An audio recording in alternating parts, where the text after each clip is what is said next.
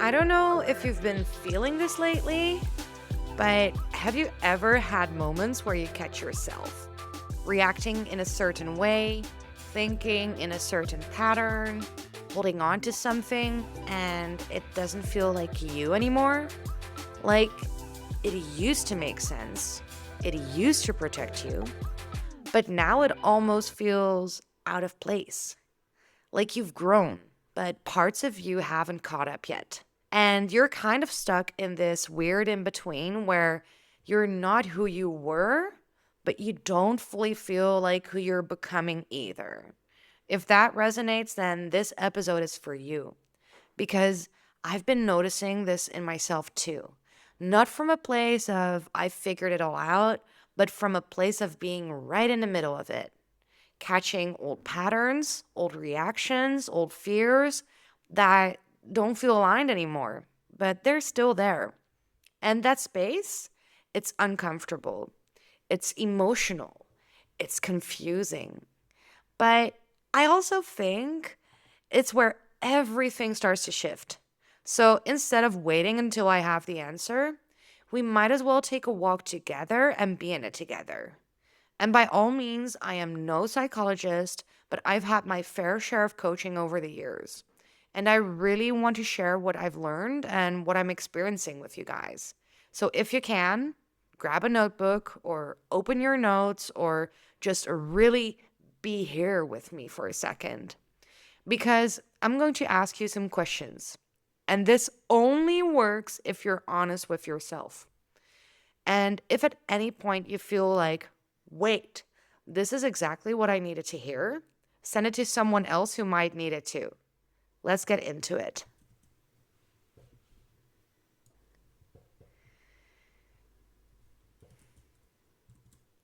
And before we let anything go, we need to understand who you were.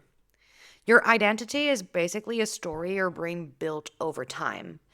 Researchers like Dan McAdams explain that we all create a kind of life story to make sense of what we've been through.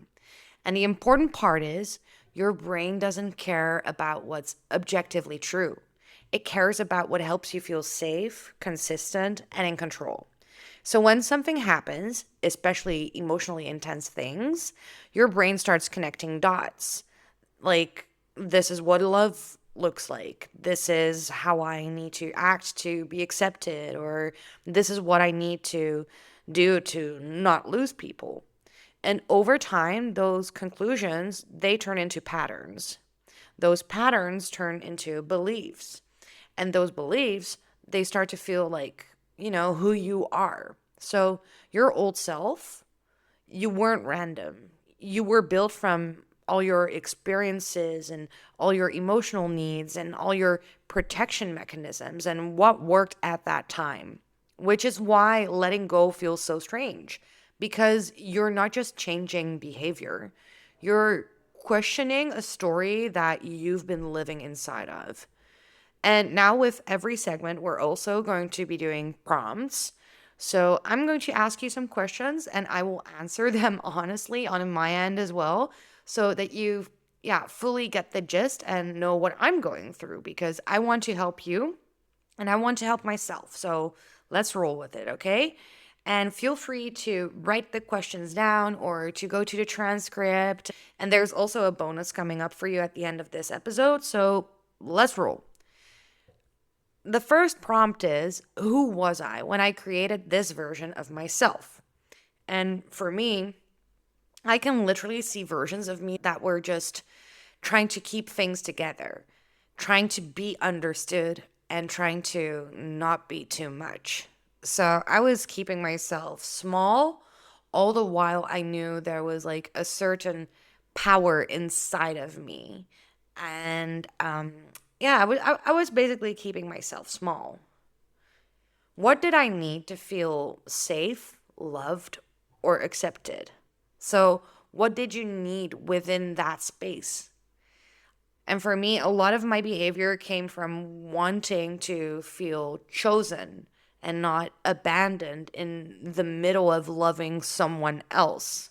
So I continuously made sure that the other person would be choosing me, and I was hiding my own capabilities and my own voice and basically myself, my true essence. So, what did you do? What did you need? And, you know, what was your, how should I say this? What was your responsibility within all of this? Like, how did you behave around all that? What patterns did I develop? For me, it was definitely over explaining, talking things through until I felt safe again.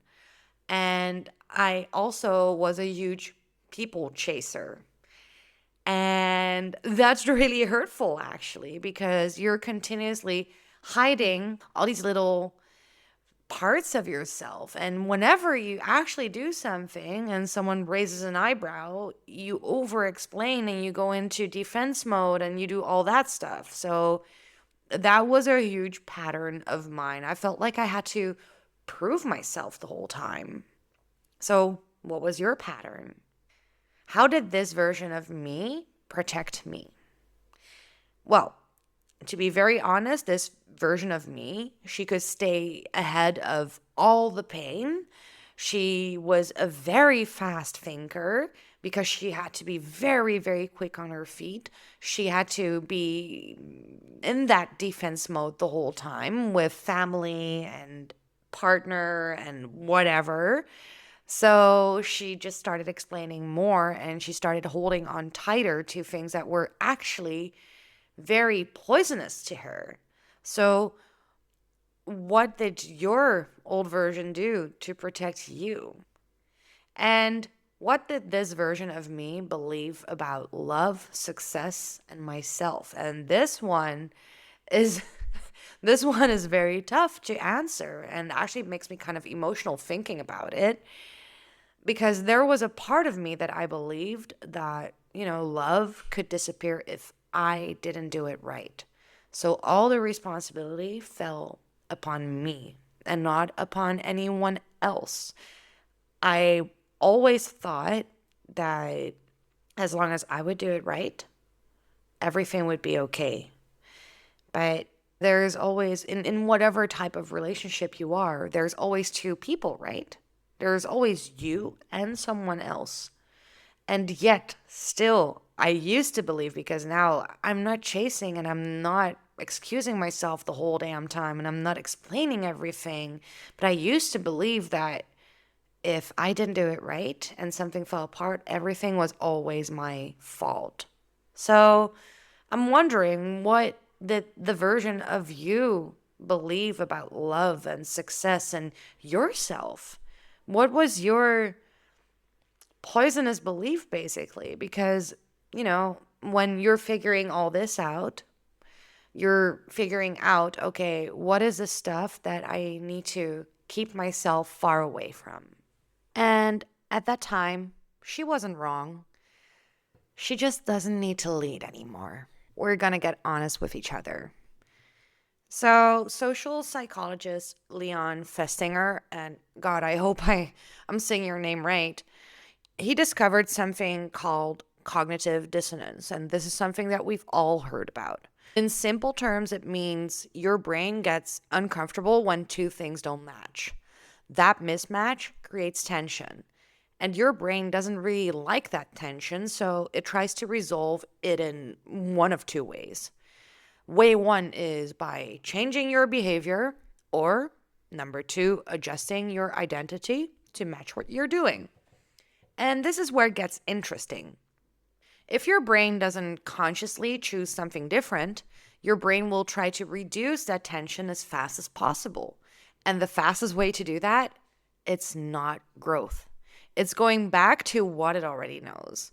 So practically, this can look like you want calm, secure love, but you still text back immediately or over explain or try to fix things. Or something doesn't feel right, but you stay because leaving feels more uncertain than staying. Or you've outgrown a dynamic, but you go back to it because at least you understand how it works. Not because it's better, but because it's predictable. And your brain will almost always choose predictable discomfort over unpredictable change. So you're not going backwards because you're weak. You're going backwards because your brain is trying to keep you safe. And where is this version of me still running in my life? Or where is this version of you still running in your life? I notice it in moments where I feel the urge to fix something immediately instead of sitting on it. And now I'm trying to break it continuously by, journaling about things and discussing things with myself first and things like that. But I still have the urge to go for it and to fix it because if I fix it, it's done fast. And so that's really one of my things. And what behaviors do I repeat even though I know better? Even when I know something isn't aligned, I still go back because it feels familiar. And this counts for me, like for love, for example. I know that if I go to that person who's unavailable for me, it will still feel like we're kind of together, but we're actually not.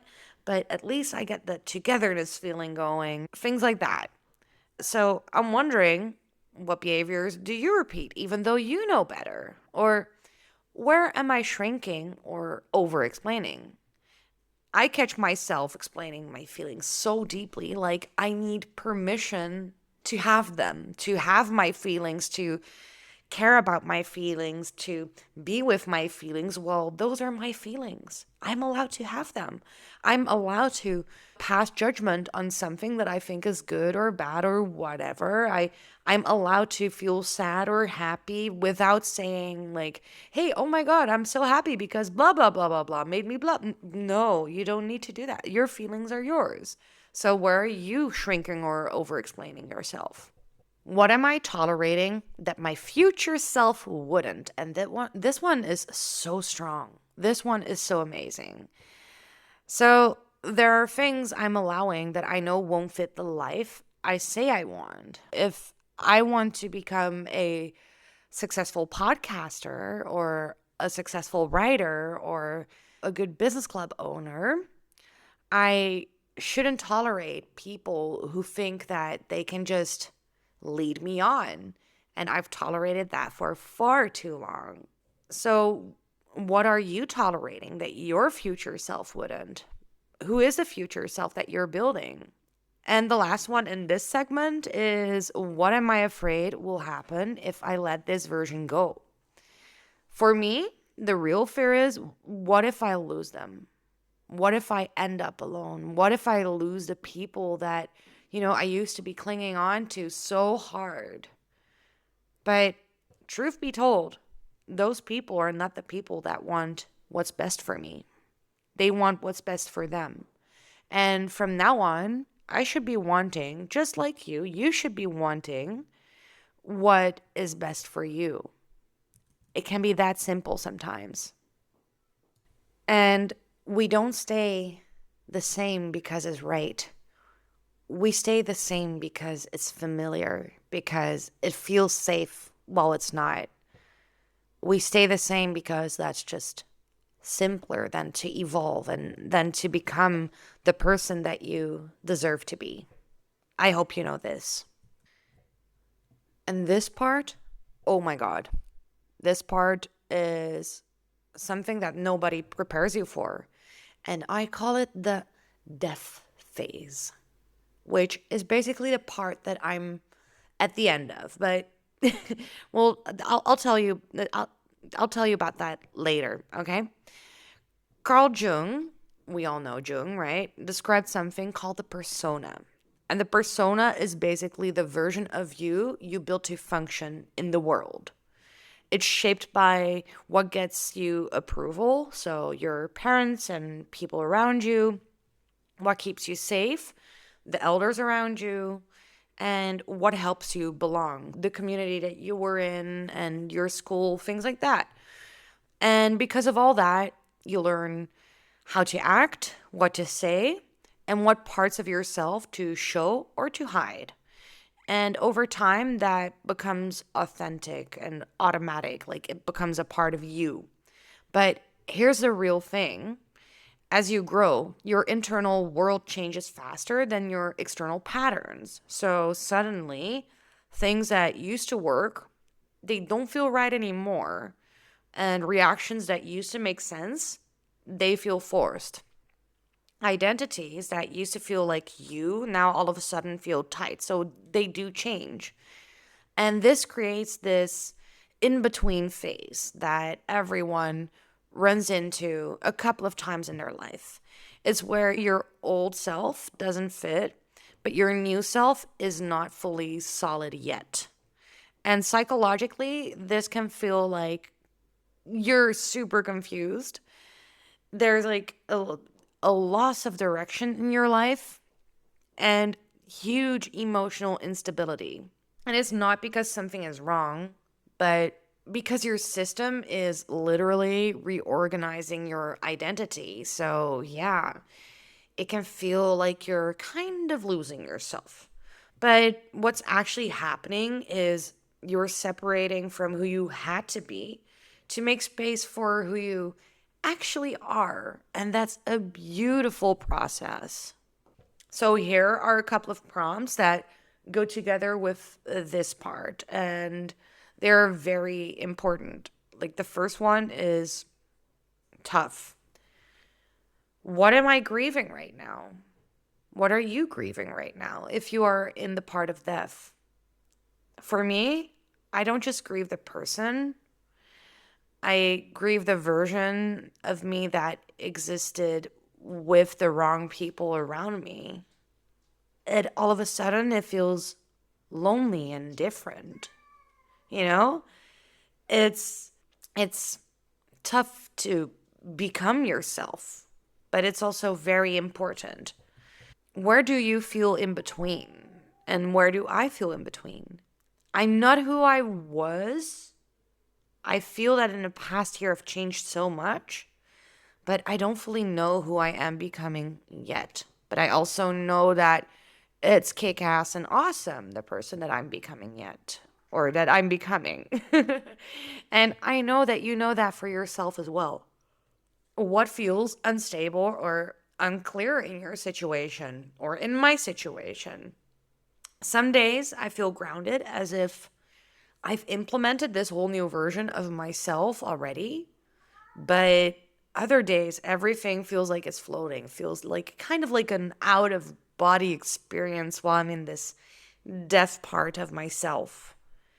And I know it feels like that for a lot of people, but keep in touch with your groundedness. And every time you feel like you're floating around and it feels like this out of body experience, tell yourself, hey, last week I really knew what I wanted and I wrote it down somewhere, or I voice memoed about it, or I texted a friend about it. Reread that. Anchor yourself. When do I want to go back to my old self?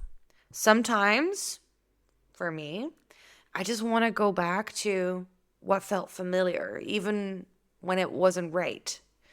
It's kind of like when you're in an abusive relationship, you'd rather be in that abusive relationship than to be alone, because at least then you're not alone. And I've been in an abusive relationship. I know what I'm talking about. Highly abusive, but you know, it's not the way to go. You got to keep heading forward to make sure that you're heading towards the person, you're becoming the person that you actually want to be and that you deserve to be. If it feels messy, you're in it, okay? Not stuck. You're in it. You're in the process of rebirthing yourself. For this next part, I want to say to you, you don't find the person that you want to become. You choose to become them. Every step along the way, it has to be a deliberate choice for you to become that person. So for me, yet again, I want to be a successful podcaster, writer, and I want to have an amazing business. So I should act accordingly. Same goes for you. Act accordingly. A lot of personal development focuses on behavior, what to do, what habits to build, what actions to take. But people like James Clear explain that lasting change actually works the other way around. It starts with identity because your brain is constantly trying to stay consistent with how you see yourself. So if you see yourself as someone who gets abandoned, someone who has to prove themselves, someone who overthinks or overexplains, your behavior will keep aligning with that, even if you consciously want something different. But when you start shifting your identity, even in small ways with tiny little systems, like I'm someone who chooses calm, I'm someone who chooses boundaries, I am someone who doesn't chase clarity. Your brain starts looking for ways to confirm that identity. It's kind of like, when you tell yourself, I want to buy a new car and it's yellow. And all of a sudden, everywhere you see that same car, same model, same make. So chase that for yourself. Chase the model and make you want to be. Your brain needs that. And that's when behavior begins to change naturally. So becoming your next self, it's not about forcing new actions. It's about deciding who you are and letting your behavior catch up to that every single day. And here are a couple of prompts again for you and for me to think about. What does my next version of me believe about herself? She doesn't question she's too much. She knows she's right for the right people. And this is something super small that I once wrote because I know I can be a bit dramatic and a bit extra, but on the other hand, I have so much to be felt and I have so much to share that I should allow myself to do that. Just like you should allow yourself to do that as well, if that's your thing. Or if you want to be an impeccable writer or scientist, tell yourself that you are that. And every day, take that little step, take the 10 minutes to get there. What do they no longer tolerate? She doesn't tolerate confusion in love or having to convince someone to stay. And that's a tough one because a lot of people have issues with this. But for me, now, every time I start to chase, I can tell myself, no, no, no, no, no. There's someone who will choose me. There's someone who will be there for me just the way I want to be there for them because I know how deep my love runs. And I need to meet someone with the same depth. So, what do you no longer tolerate in your life? So, in the case of you being a scientist, you don't longer tolerate doom scrolling, for example. That could be a very good one because all of that takes away all your possibility to learn something amazing, something new, something that actually helps you and the world. How does she handle conflict? Love, uncertainty, because these three are basically the holy trinity of life, right? Because there's always going to be conflict, there's always going to be love, and there's always going to be uncertainty. She stays calm. She doesn't chase. She doesn't lose herself. How are you going to handle all of this? How are you going to handle conflict and love and uncertainty? Are you going to stay strong? Are you going to be more of a frontward fighter? Are you actually, because some people need to chase a little bit. You need it. Are you going to do it? How are you going to handle that? And what are three standards that they live by? For me, they are clarity, softness, and self-respect. Because until last year, I didn't have a lot of self-respect. And now I'm finding it, and baby, I am loving it. And what do they stop doing immediately? For me, it's she stops over-explaining and starts trusting herself. So what are you choosing to stop doing right now? And maybe this is a good one to actually write on a post-it for yourself and hang up, at eye level so that you can see what you should not be doing. Because that little thing is easy to delete from your life if you're reminding yourself actively. You don't want to become that person. You want to choose that person. And you actively choose that person. And now we're going to talk about integration. Because all of this insight without action is just comfort speech to yourself. Your brain is constantly adapting, and this is called neuroplasticity. And very simply put, the things that you repeat often get stronger in your brain, and the things that you stop doing, they slowly weaken.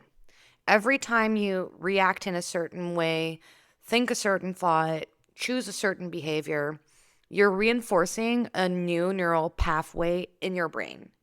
It's like creating a path in a forest. The more you walk it, the clearer it becomes. So, your old self is not just emotional, it's neurological. It's patterns your brain has practiced over and over again. This is basically for everything in your brain, all the little tricks that you teach it, which also means you don't delete your old self in one big moment. You gradually stop reinforcing those old patterns and start reinforcing new ones. And over time, what used to feel automatic starts to feel unfamiliar. And what used to feel uncomfortable starts to feel natural. So, how are we going to do this? What prompts do I have for you so you can actually work on this with yourself and with others? The first one is, what is one behavior I will stop this week? Be super clear with yourself. So, if you want to be that scientist, stop the doom scrolling. Just stop it. And I know this sounds hard, and you will still doom scroll, okay? You will still be doing it, but every time you will catch yourself faster and faster. And at some point, you'll be thinking about it and you'll be like, oh, no. I have to pick up this science book. And for me, it's catching myself before I over explain and just let things be. Just don't tell people why I deserve something in a certain way. What is one behavior that you will start today? For you, as a future scientist or as someone who believes they're a scientist right now, you will pick up a science book 10 minutes every day because you want to embody that person. For me, it's choosing calm over urgency. Just let the waters ebb and flow. Let life take its course. Because that relieves stress in the end if I do that in the long run. What decision have you been avoiding? Is it picking up that book? Is it picking up that pen? Is it writing that piece of code that you so desperately wanted to write always? For me, it's being honest about what doesn't work for me anymore because I kept clinging on to all these old patterns and things that I thought I needed in my life. And where do you need to lean into discomfort? What is going to hurt that is basically part of who you want to become? Maybe it's actually taking up an extra class or two. Maybe it's figuring out how to, do those basic cha-cha steps that, you always said you wanted to learn. Maybe it's finding the dance partner for that cha-cha class or things like that. For me, it's sitting in silence and not reaching out. Trusting what's meant for me won't require me to shrink. And it's sitting in silence right now. I've turned it into my journaling. That's my silence, my solo moment in life where I can really trust myself and my own verdict. And if you've made it this far, you're probably in it too. That space where you're not who you were anymore, but you don't fully recognize yourself yet either. And I know how uncomfortable that feels. But maybe, very maybe, this is the part where you learn to hold yourself instead of reaching for someone else to hold on to. You don't need to become someone new. You just need to stop being someone you've already outgrown. And that doesn't make them wrong. The person that you were before, they did their job. But that person they don't get to take you further because, you know, with the same person, you will yield the same results. If this resonated, share it, like right now, with someone who needs this, or send me a voice memo on Insta. I genuinely love to hear what came up for you. And if you want to go deeper, I've turned this into a full worksheet that you can work through yourself. And I'll put the link in my bio and on all my socials and everything. You're not alone in this, okay? We're figuring this out together. You got me. I got you. Okay, now take a rest. I know you've answered all these questions. It's been really hard. And I'm so, so proud of you. I'll talk to you next time, okay? And be sure to keep an eye out on the PDF and on the networking moments and on the club, because right there is where you got me. And I'll always be there.